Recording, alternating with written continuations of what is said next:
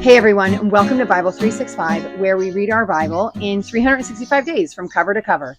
I'm your host, Kathy Carter, and so I am bringing this to you because I have a super passion for reading the Bible. I think that this is the way to draw closer to the Lord. So it's just funny, I listened to this interview where someone was trying to essentially negate the power of the Old Testament and being in it for the past, June, the past 6 months.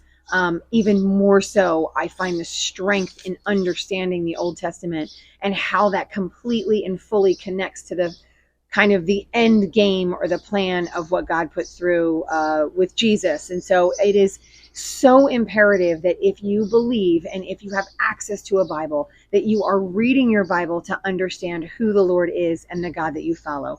In saying that, I am using what's called the chronological Bible reading plan, and this is from oneyearbibleonline.com. And so you would go on it. They have a multitude of reading plans, and so you would go on, you'd find the chronological one, and then you would download that and you would join me and read with me every day. Now, today's reading is a lot of reading, and so it's day 166. The date on the calendar is June 14th, and our reading is, we're in 2 Kings now. So we're going 2 Kings 1, 3, 18 to 16 to 22, and then 1 Kings 22, 41 to 50, and then 2 Chronicles 21, 31 to 37, and then 20, 31 to 37, and then 21, 1 through 7. And it's broken up into a multitude of pieces, and so but it helps make sense, right? This is one of those areas where this is why I love the chronological Bible reading plan, because it's out of order. And so if you read it following through from beginning to end, there's going to be some pieces that overlap that maybe you don't remember, or some pieces that don't make sense, or, whatever this might be, or you went one place and now you kind of moved forward, but now you got to move back, right? And so this is putting it together as one unit. And so, that's why I believe that the chronological Bible reading plan is the best. And so I want you to join me, share with me, share your thoughts. If you find this to be a blessing, guys, I want you to like it. I want you to share it with people. And I really want you to subscribe to the channel so it will come to you, and then hit the bell for notifications, because that way it comes every day. If you are new to this, you will probably not realize that I share a new video actually every single day. So I read every day. So it's fresh in my mind, these big chunks of scripture, and then I come back every day and I share with you guys. So, and again, I hope you're joining me. Reading first, of course, always reading first. All right, so today we're going to get started in our reading. Actually, before we do, I always go back to go forward. We are in the kingdom of Israel. We are with the 12 tribes of Jacob. The kingdom has been split into two pieces. It was led by Solomon, and then it broke. And Solomon's son took half of the kingdom. And I always do this sideways to start out with, and that's not what I mean to do. I mean to do it up and down, so it's a little more visual in reality. There is a northern kingdom, which is called Israel, and it is 10 tribes. And then there's a southern kingdom, which is called Judah, and that is 2 tribes, and then the Levites. So it's Benjamin, Judah, and then the Levitical priests and all the line of Levi. There's been somewhere in the neighborhood of 8 to 10 kings. I'm going to refresh the whiteboard, but not today. I might do it tomorrow, because we're getting a handful of more kings today. But there's been somewhere in the neighborhood of like 8 or 9 kings at this point up in the northern kingdom, and there's been probably 5 kings down in the southern kingdom, maybe a little bit less, after today's reading. And so Israel is not following the Lord so far. As of the very beginning, when Jeroboam was the first one who took that kingdom, or was given that kingdom by the Lord, he has not followed the Lord. And so God keeps putting kings on there, and every single one of them turns their eyes away from the Lord, and they do evil in the sight of the Lord. That has not been so with the southern kingdom, with Judah. So Rehoboam, who was Solomon's son, wasn't so great. But then after that, we had a little bit of a blessing. Asa and Jehoshaphat were 2 kings that loved the Lord, that followed the Lord, that tore down the high places, right? That were doing all these really good things for the Lord. And so we're going to kind of continue, because right now we have Ahab was our last king, and Jehoshaphat is currently our king in Judah. After Ahab, it was Ahazariah, which was Ahab's son. And so this is kind of where we are ending today. That was where we ended yesterday, starting today. So we're 2 Kings chapter 1, 1 through 18. After Ahab's death, Moab rebelled against Israel.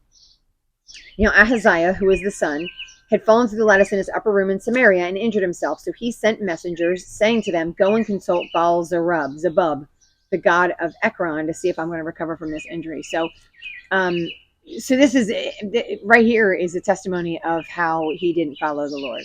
So he got hurt, and instead of going to the Lord, these were this is one of my soapbox areas. These were God's chosen people. These weren't people who may have heard about God and then chased after him, which, by the way, they had those people. They had foreigners that lived outside of the land that kind of came in as visitors and wound up worshiping this God because this God was the Lord and the God over everything. And so they recognized that.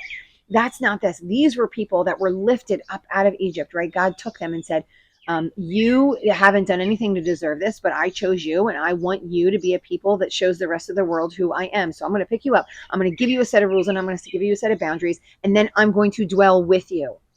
So just imagine that, if you will, right? Like, this was a people group that could actually speak to the living God who created the entire universe, who made man in his own image, who made all of the animals, right? Like, this wasn't your basic God of love or your basic God of war, or I'm trying to think, your basic God of the sun, right? Like, I think Zeus was like the God of the sun or whatever. So this wasn't a God that controlled one thing. This is the Lord that controlled everything.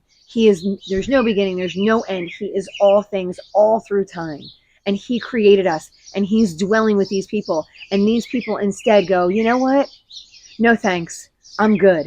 I'm going to go to that God because I'm going to see if that God's going to heal me. Like, it's so baffling to me. And it shouldn't be, because we go our own way all the time.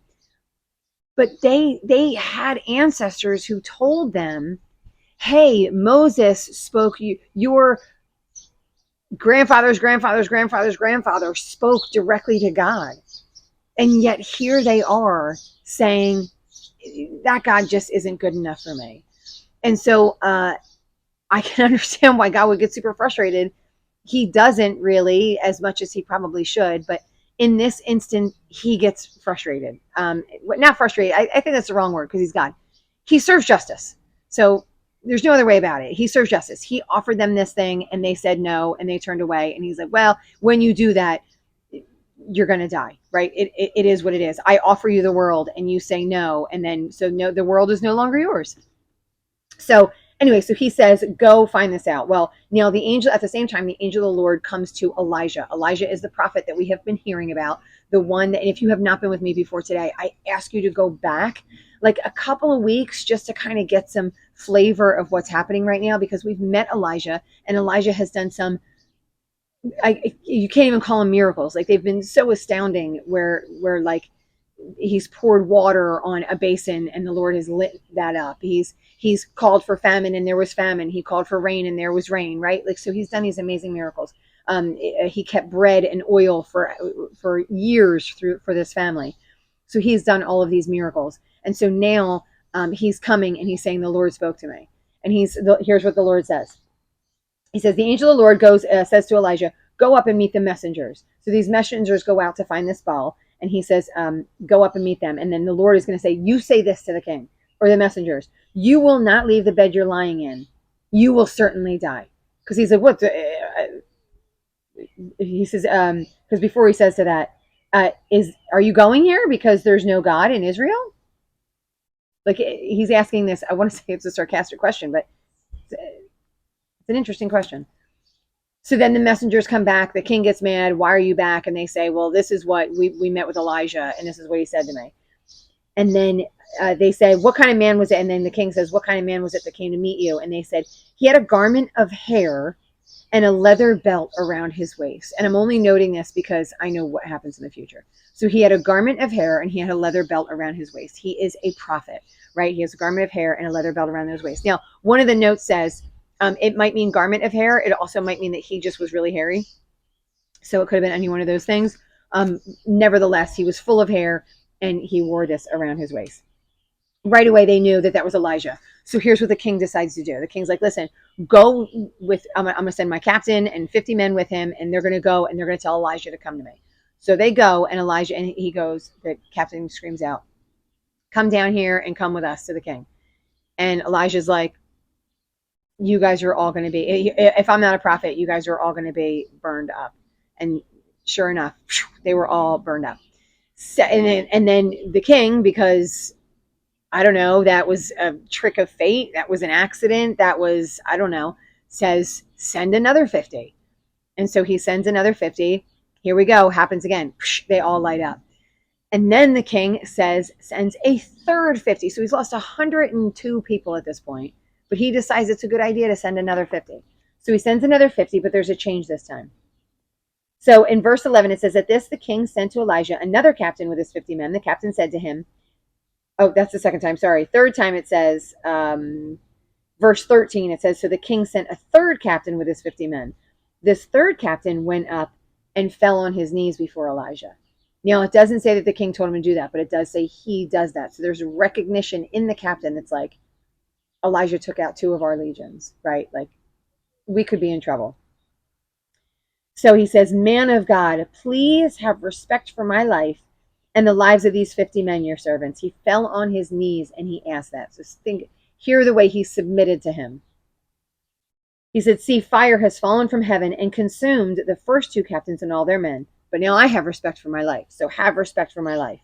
And then verse 15, it says, the angel of the Lord says to Elisha, then go down with him, right? So now, because I believe that they humbled him, because the captain humbled themselves to Elijah, Elijah was given permission by the Lord to go down. And then he goes to the Lord, or he goes to the king, and he says, is there no God in Israel that you went to consult this Baal, the god of Ekron? Because you have done this, you will never leave the bed you're lying on. You will certainly die. Verse 17, so he died according to the word of the Lord that Elijah had spoken. So Azariah has died, and now he didn't have any kids. And so in his place is going to be Joram, and Joram is another son of Ahab's. So this is Ahab's second son that reigns. Now, in the next chapter, we go to 2 Kings 3, and it says, Joram, son of Ahab, became king of Israel in Samaria in the 18th year of Jehoshaphat, king of Judah, and he reigned 12 years. Now, I want to say it said something different before that. It says, so it does actually, and just kind of pointing it out because I just like to point these things out just in case. So in verse 17, it says, because Ahaziah had no son, Joram succeeded him as king in the 2nd year of Jehoram, son of Jehoshaphat, king of Judah. So it says that up here, but everywhere else, it kind of states that Jehoshaphat actually was king at the time. So Jehoram wasn't on the throne at this point. It was Jehoshaphat. So not 100% sure what to do with that. Maybe we're reading it wrong, or maybe it was chronicled incorrectly. So I'm not really sure what the difference was. So anyway, it says that, so Joram, son of Ahab, in 2 Kings 3, Joram, son of Ahab, became king of Israel and Samaria in the 18th year of Jehoshaphat. He reigned 12 years. He did evil, but not as bad as his father. He got rid of the sacred stone of Baal that his father had made, but he still clung to the sins of Jeroboam. So he still wasn't great. He didn't ask Israel to turn away from their sin. So going on to verse 4, it says, Mesha, king of Moab, raised sheep. So Mesha was the king of Moab, and they were sort of under the rule of Israel. And so every year they had to pay tribute to Israel, and they paid Israel like hundreds of sheep and hundreds of lambs, so babies, and then 100 of the wool of sheep, hundreds of those things.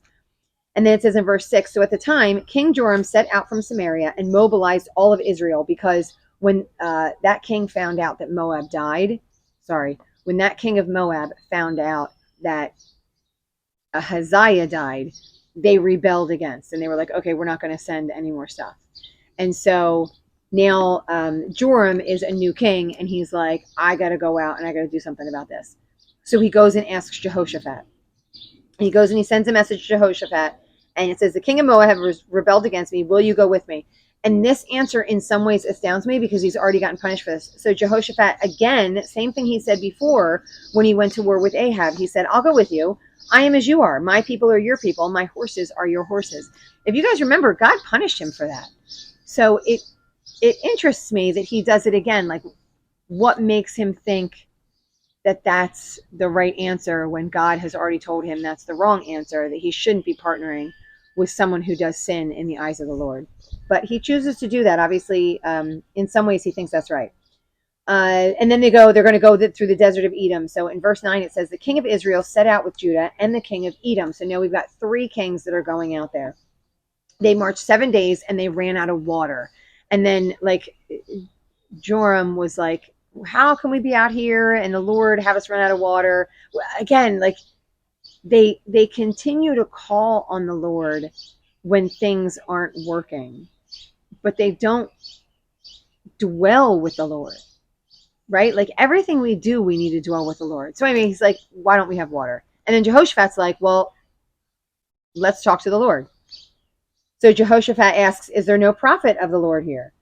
And then they say, Elisha is here. So if you guys remember a couple of chapters back, Elijah was going to make Elisha the new prophet, right? So they've kind of been like traveling together after that at this point, but he's not the new prophet yet, but that's what he's going to be made soon. I'm distracted by my dog jumping around in the back.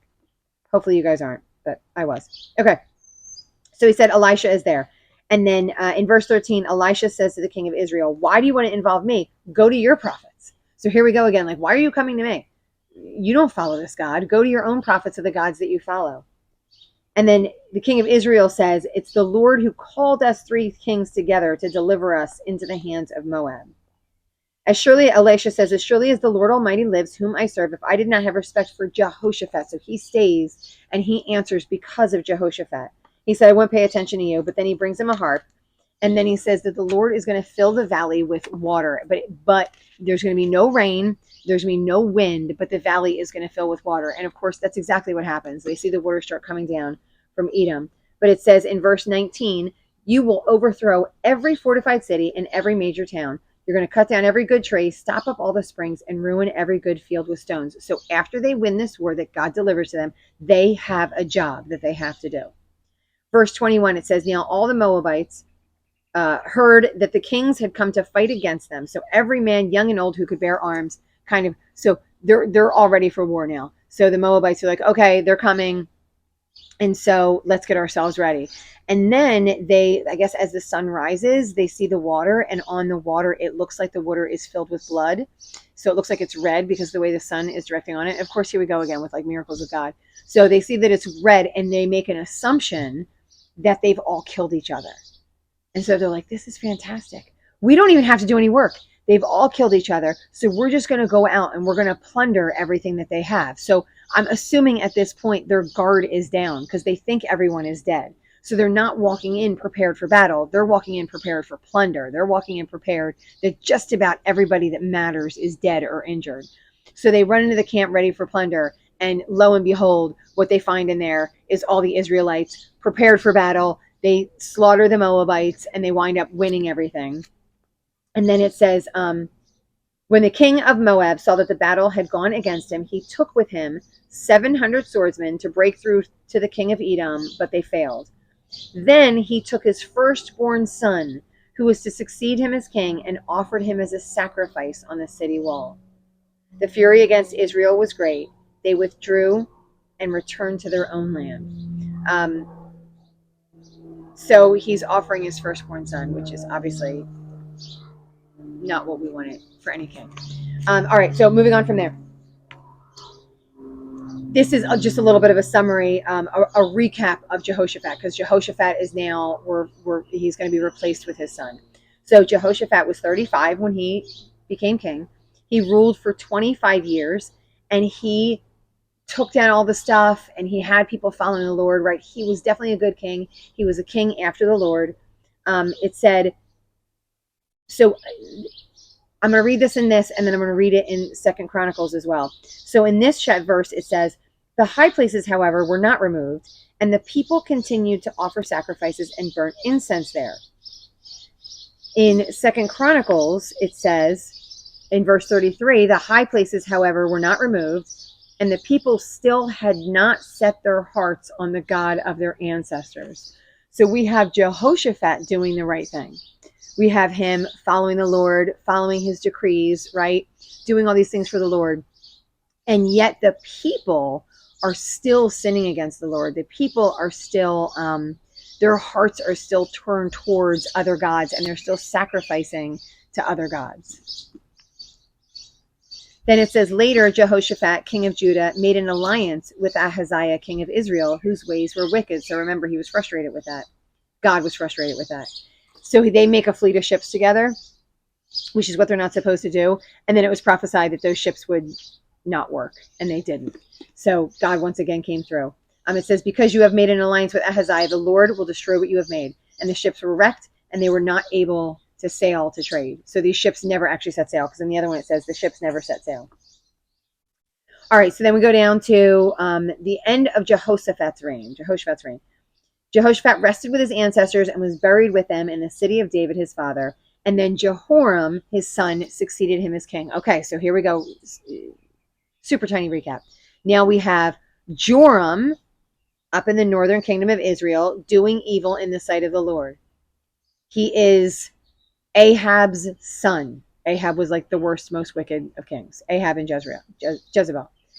In the bottom, we now have Jehoram. Jehoram is the son of Jehoshaphat, who was a good king. Jehoram is not a good king. It says that their father had given them, just to kind of go over, their father had given them many gifts of silver and gold and articles of value, as well as fortified cities in Judah, but he'd given the kingdom to Jehoram because he was the firstborn son, right? So the firstborn son got the kingdom. As soon as he becomes king, he kills all of his brothers. So it says, when Jehoram established himself firmly over his father's kingdom, he put all his brothers to the sword, along with some officials of Israel. So he immediately kills a whole bunch of people. And then it says in verse 16, in the 5th year of Joram, son of Ahab, king of Israel, when Jehoshaphat was king of Judah, Jehoram, son of Jehoshaphat, began his reign. He was 32 years old, and he reigned in Jerusalem 8 years. He followed the ways of Israel, so he was not doing what he was supposed to be doing. Nevertheless, for the sake of the servant David, the Lord did not destroy Judah. Now, I want to just show you a connection here, and this is going to come up a little bit later. But Joram is up in north, because I think later they're going to actually call them by the same name. Joram is up north. Jehoram is down in Judah. He marries Ahab's daughter. So Ahab and Jezebel had a daughter, right? They're both not following the Lord. They had a daughter, and Jehoram marries her. That is the sister of Joram, right? So now he's the brother-in-law. Those two are brother-in-laws of each other, right? So now there's like a family connection, and they're all doing evil in the sight of the Lord. So nobody at this point is following the Lord. So then verse 20, it says, in the time of Jehoram, Edom rebelled against Judah and set up its own king. So he was underneath. So Edom was kind of like underneath. If you remember, he went to war with them when we just talked about earlier. He went to war with them. And now he's not. He's done. He's rebelled against them, and he set up his own kingdom. The Edomites surrounded him. So Jehoram went to Zaire with all his chariots. The Edomites surrounded him and his chariot commanders, but he rose up and broke through by night. His army, however, fled back home. To this day, Edom has been in rebellion with Judah. And then so it's Edom and Libnah, and they're both in rebellion with Judah. And so right now there's no more peace in the land, right? So like Jehoshaphat kept peace with both Ahab and with his son Ahaziah and with Joram, and now there's no more peace in the land. So like not all over, like now it's everyone's rebelling against Israel. They're connected by family, but we're going to see what happens. They may or may not stay peaceful with each other, but we're going to see what happens. But right now, the entire kingdom of Israel has turned away from the Lord, and the Lord is still patiently waiting. And the Lord's going to keep David on the throne because he promised that he would keep David on the throne. So right now, he's still continuing with that promise. So we're going to see what happens tomorrow, what our reading shows us tomorrow with these kings. And I'm going to whiteboard. I'm going to fill in some of the spaces in the whiteboard so we remember who's king. Because I'm telling you, this Joram thing is really going to mess with us a little bit. So on that note, we are done for today. Like button, share it, subscribe to the channel, hit the ring the bell, whatever it is that you want to do. Keep reading in the meantime, and I'll see you guys tomorrow.